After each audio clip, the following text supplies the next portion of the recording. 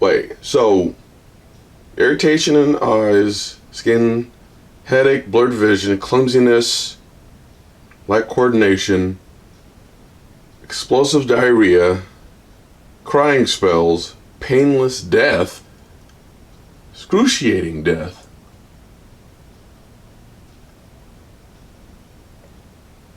Wait a minute. So that wasn't because of Taco Bell I had the other day? Oh,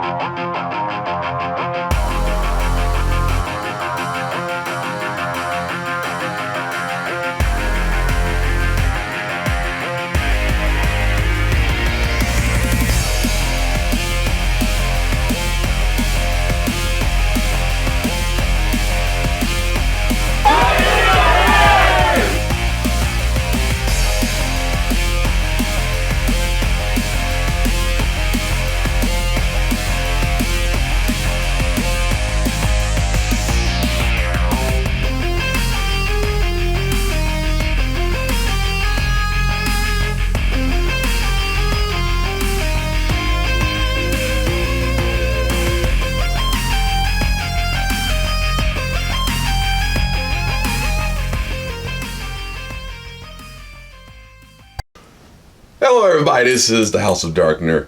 Guess what it is today? Well, it's just the 15th today, so it isn't really that important. But tomorrow will be a month away from episode 3.5, I guess we want to call it.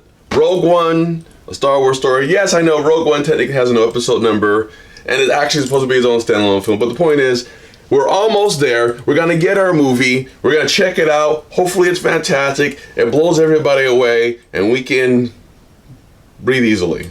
Especially because it's one of the biggest movies towards the end of this year. Let's go out, with a bang. Let's do it. So, knowing that's a month away, guess what today is for me? It means I'm going to be looking at episode 3, Revenge of the Sith, the last of the prequels. Alright, so before we get going on that, I want to say one thing real quick. Just real quick, right out the gate, just real quick.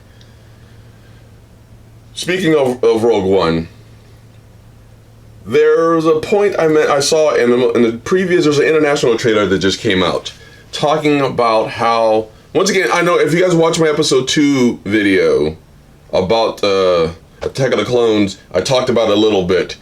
They made a point in this previous trailer talking about how, I just had her name too, but her dad had some influence on the Death Star or the creating of it or something, but they're saying he's, like in that trailer, she said if he's involved in building the Death Star, they're gonna have to clarify how that works.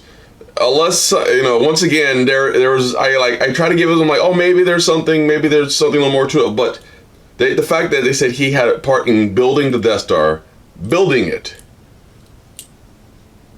we gotta find out when. At some point, when did he show up? Because there's a little bit of confusion. That's the only thing I wanted to throw out there. It's the only thing I wanted to throw out there so everyone can it's in my head. It's, how you got that one voice, and the guy's like, hey bro,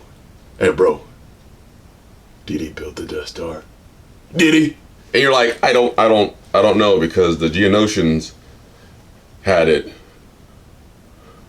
stuff, and it was, by episode 3, it was kind of already being, I don't know, man.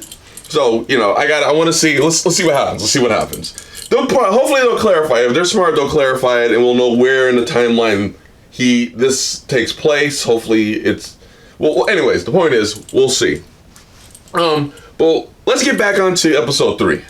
Now, this is, like I said, it's the last of the trilogy, and this is where you get the birth of Darth Vader, and where everything falls into place for episode 4, A New Hope. So, how do we feel about this movie? Well, I'm gonna tell you how I feel. If you don't agree with me, that's perfectly fine. This is perfect, in my opinion, and here's the thing, I wanted a lot from 3. I had some high expectations, and this is something that, like I said, if I mentioned in the previous video, my buddies and I spent hours and hours discussing this specific set of events the beginning of Darth Vader's life. So so if I get fussy about this movie, it's because I wanted it to be fantastic. Now, let's not saying it was bad. Let's clarify. Okay, so right out of the gate, we're gonna say this. We're gonna talk about the good, because there's a lot of good. There is a lot of good. We're gonna say it right now. There's a lot of good. The first part of that movie, like we're talking about, like during the fight, they're going to save Palpatine, who was captured by Dooku, and Grievous is on the ship. That whole scene from flying in, going in, fighting Grievous, saving Palpatine, even down to the crash landing, was fantastic. I think everything about that was clean. I thought it was good. Even though like their interaction where they were talking about what's wrong with R2, he's kind of special. Everything about it, all about it was great. I thought it was perfect. Even down to the one-on-one, here's the thing, they made up for the really bad one-on-one fight between Dooku and Anakin in episode 2 and it was shorter, but it was still cool how they did it in episode 3, how they fought and how their rematch was so much more better, and it was so much more clear how powerful Anakin has become. I love that. I think that's great. I think that was perfect the way they did that. And I do like the fact that there was a Palpatine influence like that in that one scene, but I feel like I'm going to get into that about Palpatine in a little bit. We're going to focus on the good right now. We're going to focus on the good. We're going to be good about this. Beginning of the movie was great. Let's talk about like Obi-Wan fights. Oh, big one. Actually, before we get into the fights about Obi-Wan, let's focus on the fact that we got to see Chewbacca make an appearance in the movie. That was great. I think we all wanted to see one of the characters that were beloved to us outside of like 3PO and R2. We wanted to see some Chewbacca, and we did. We got to see him, and I think it was really good to see him in there handling business. We got to see Wookiees throw down. We've never got to see Wookiees in that many numbers throwing down. So the fact we got to see them in the middle of the fight and doing well. I mean, these guys are engineers. They're smart. They're warriors. They know how to handle business. So we get to see them throw down was the greatest thing to see. I'm very happy that they were able to give us that about the Wookiees. That they're not, even though you find out later in the story that they were taken as slaves, but they weren't pushovers. They fought before they lost. I mean, they went in there swinging, okay? That's one thing I loved about that. Oh, and they're kind of mean at Trandoshans, but that's a whole separate story. That's a whole separate thing. Well, let's get on to some of the Obi-Wan fights. Obi-Wan versus Grievous, I thought was really good. We're gonna get a little bit funky about that in a minute. Even though the ending of that fight was anticlimactic. Some of us can agree. A blaster to the chest, that's kind of anticlimactic. And there's a little bit of confusion. If anyone remembered watching the Clone Wars miniseries that came out on MTV, and it was at the end of the first volume of it, because there's 2 volumes. The end of that one, the Jedi fight Grievous for the first time. This is when you first get to meet Grievous animated before the movie. And he like takes on like a bunch of Jedi. He took out a paddle on a couple other guys, and he took on 2 masters. He took on Shakti and Ki-Adi-Mundi. Here's my problem.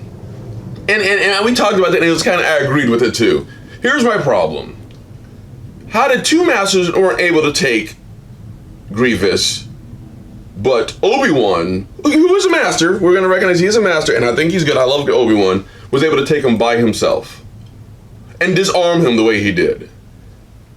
There's some inconsistency there, because Ki-Adi-Mundi, come on now, you can't sit there and say that brother is not sick. And Shakti put up a lot of fight in both volumes of Clone Wars. So the fact that they like made it seem like, yeah, he's more powerful than 2 masters, but then Obi-Wan shows up like, what up, bro? And it's like, come on. I mean, I love Obi-Wan, but he's no Mace Windu. I'm just gonna throw that out there. And we're gonna get on about Mace in a minute, because I have some problems with the way they did the stuff in this movie too. His fight with Anakin, of course, is like one of the biggest fights out there.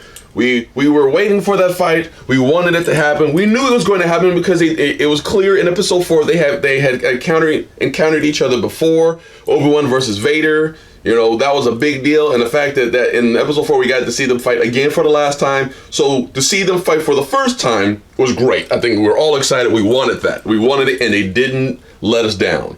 It was pretty good. I was very happy about it. And them 2 worked hard to make that fight look really good, and I was very appreciative of that. We get to see Yoda once again throwing down. He gets a fight against Palpatine, and it was cool. it was a little slanted. I mean, granted, story-wise, he wasn't going to win that fight. But I like the fact that he made it clear that you can't get me, I can't get you. We're just going to have to dip out on this. You know, I love it. I love the fact that Yoda was like, and it was very clear the difference between, when you see that fight between Palpatine and Yoda, it's clear you get to see the difference between light and dark. Like, the epitomes of the light and dark side. Like, Palpatine was the face and representation of the dark side of the Force, and Yoda was literally the representation of the light side of the Force, and how they both handle the Force differently. I loved it. I think it's great. It was good to see them two. It had to happen. If the movie was done where they didn't at one point didn't meet, we would be missing out, and we'd probably be complaining about this to this day. How come Palpatine and Yoda didn't fight? We would have said it at some point. So the fact that they thought about it and put that in there so we can see it, even though Yoda didn't win, it was still good to see it, and it was great to see Yoda fight one last time before he becomes a crazy old man. What's another good fight? Another good thing we can think about here. Okay. It was good that this happened, but I'm gonna get on. It's part good, part bad. The fight between Mace and Palpatine. I thought it was cool that we got to see Mace throw down one last time. Hashtag Mace Windu lives. Anyways, the point is I'm trying to make is that there's some funky about that. Now, granted, we will agree that the level of fight was kind of thrown together because they weren't planning on Ian McDiarmid and Samuel Jackson actually fighting.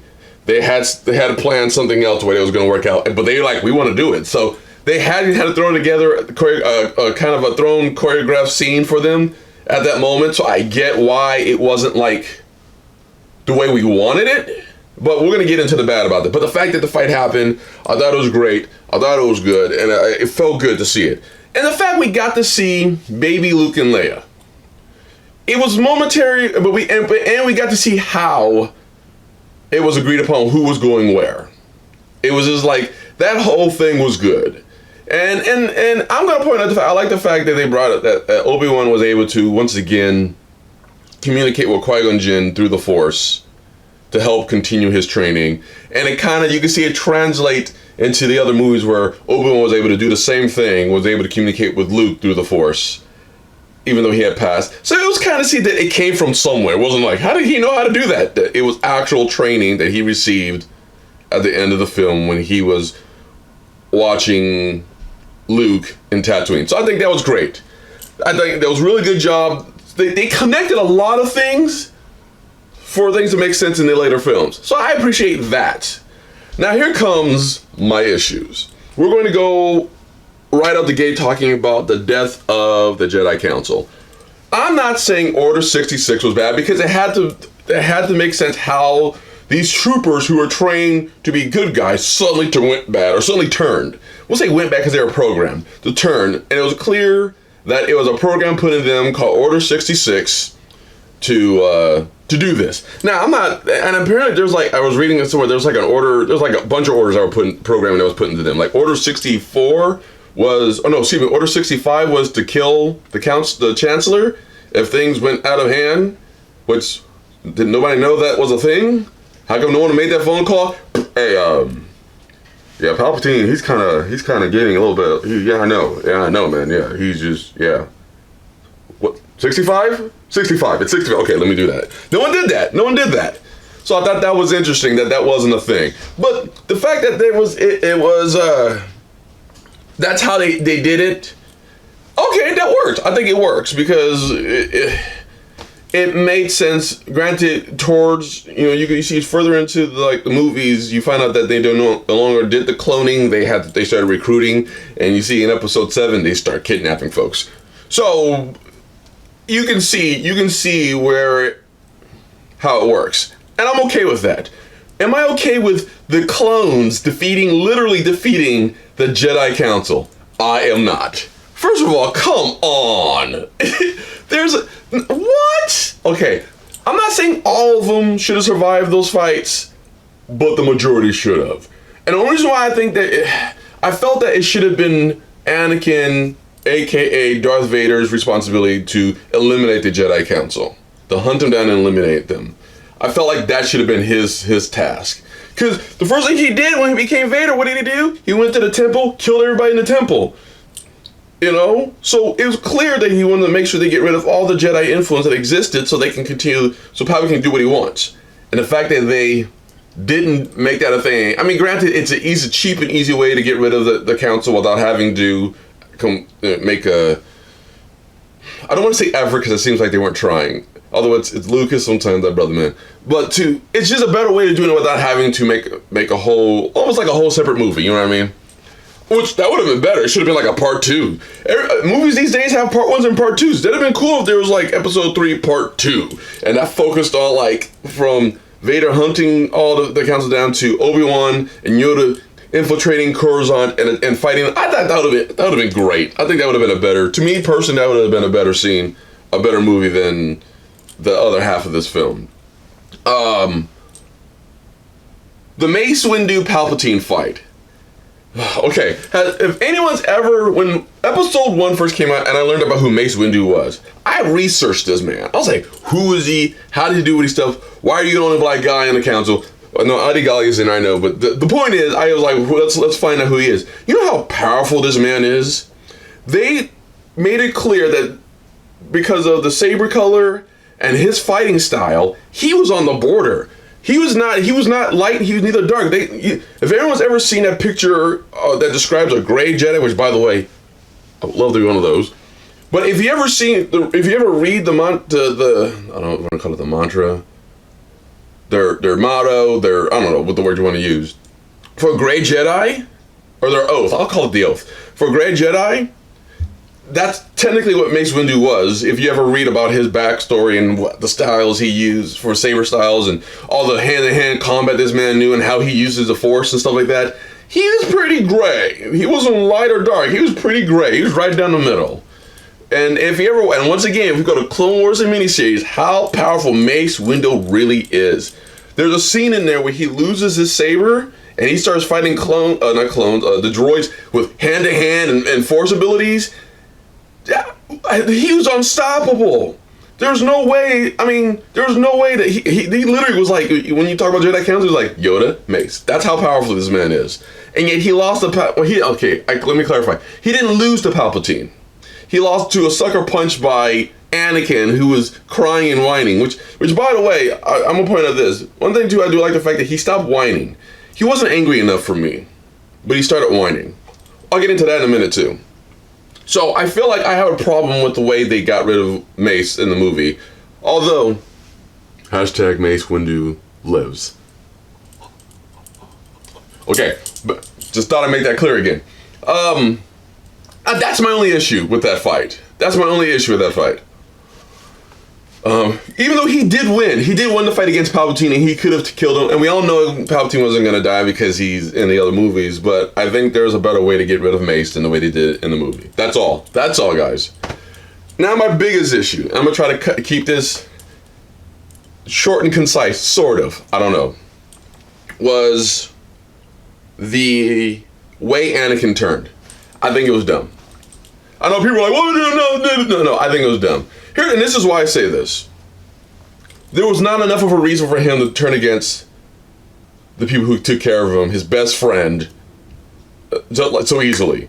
They're like, yeah, he was so worried about Padme dying after his mom died in episode 2. I understand that. But it wasn't enough of a reason to turn against the people who literally made him who he was. That was my point. There was not enough betrayal. Or seeming betrayal, you know what I mean? Palpatine said one thing to him. He's all, the Jedi aren't what they seem. They want you to do bad things. And now he's like, you're right, I'm gonna be with you. You know, it wasn't, I mean, I'm just saying that was too easy. It was, granted, he was messing with him when it came to Padme and the Vision, and people were like, and people under the thing were like, behind the scenes, it was Palpatine that was manipulating Anakin. If that's true, where's the proof? And if you say a book, I'm gonna find you, I'm gonna steal your puppy, I'm gonna take your house, maybe your carpets if you have good carpet. But I just feel like there was, and here's the thing, I'm gonna say this again, there was not enough established relationship between Anakin and Palpatine. And if you say, well, watch Clone Wars, the series, that's a horrible excuse. I feel like between episode 2 and episode 3, there should have been a strong relationship built between them two. It's clear that they talked. You got a couple of scenes in episode 2 where they talked. It was just them two, and clearly you see in episode 3 they had a couple of conversations, but not enough from you be like, man, these guys are bosom buddies. They try to make implications about that by the fact that they wouldn't let Anakin be a master because they don't trust him, because although he still had a seat on the council, I'll get into that too, but because he was a master, he wasn't a master by name, just by position. Because of his relationship with Palpatine, that was a lazy way of explaining, oh, they're close. I'm sorry. It's not good enough. If you want character development between two primary characters in a story, you need to make it clearer than that. Because I don't think it was good enough to just simply say he said a couple of things to him and he listened and he turned. It wasn't enough.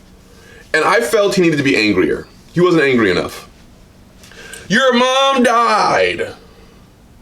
And he wasn't obsessed enough either. That was the thing. I think what should have happened in episode 2, when he started getting the visions about his mom being in danger. It should have been, he went to the council. They said, no, you're not going. You have a mission. No. And he can't make it, and he feels her die in the Force. That should have been one, that should trigger his anger.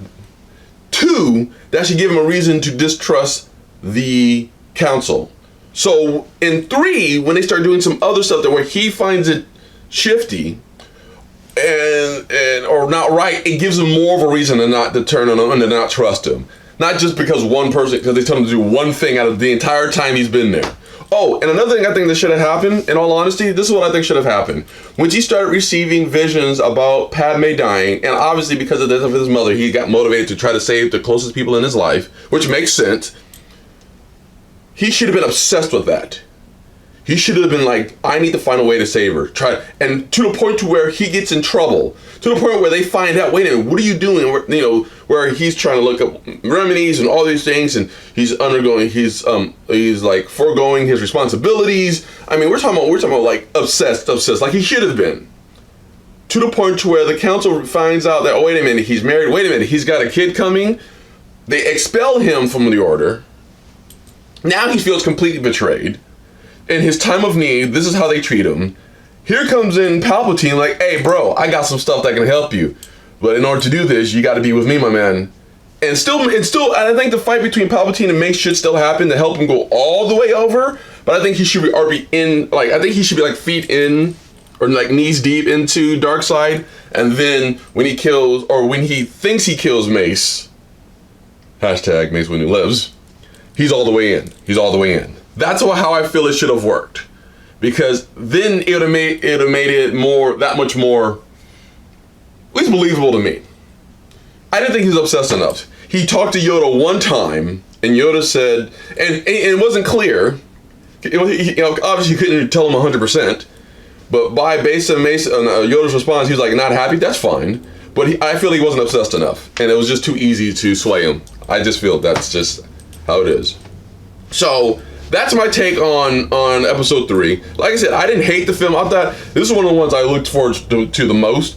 And in all honesty, it was still really good. A lot of things about it was still really good.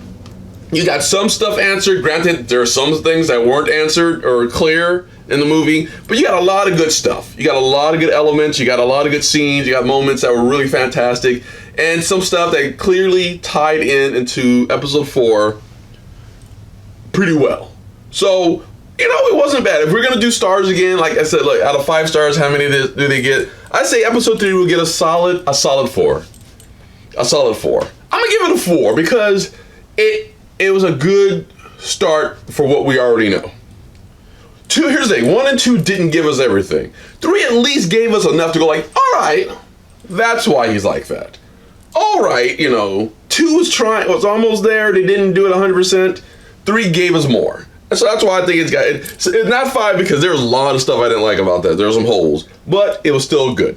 So that's my take on the first 3 movies. Here's my retro review of that. If you want me to continue doing kind of retro reviews especially for new stuff or sequels or reboots or franchises coming out, especially in all things nerdy like comic books and stuff like that, and I know Ghost in the Shell is coming out, is a thing, so maybe I'll do a retro review of the anime. I don't know, we'll see. But this is the House of Darkner.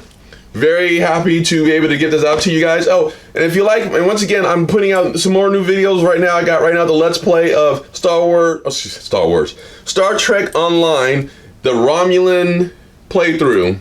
If you like that, check it out. I got 2 episodes are down, 3rd one's already done, so that should be coming out in a couple of days or so. But let me know what you think. Like, subscribe, have a sandwich, bananas in it, whatever you want to do. Once again, this is the House of Darkner, signing out, and trying to make sure I didn't get poisoned by Manticore. Explosive diarrhea. It ain't right.